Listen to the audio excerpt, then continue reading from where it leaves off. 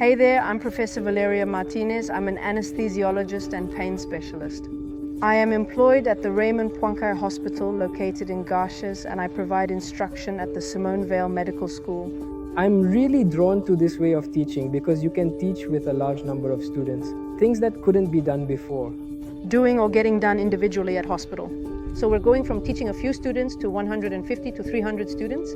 We just did a virtual reality simulation. We had to take care of different patients in the emergency room by choosing the right dosages and the right actions to take in case of side effects. It was a weird situation. We had patients, we had to find the information, and then we had little quizzes.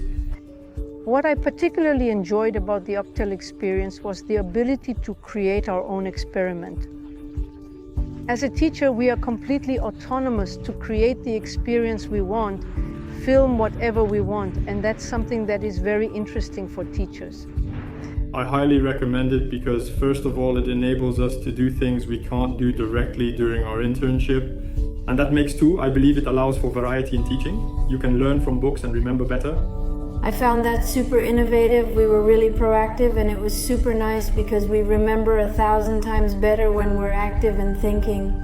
It was extremely cool. Being able to actually learn and understand what the gesture is and what it signifies was a truly fascinating experience for me.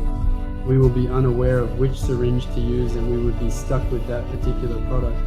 I think that's really, really good. As someone who doesn't like virtual reality, it's fine. But really to see after we breathe, to see in real life what we're doing, that's super important. The idea is to implement this type of teaching.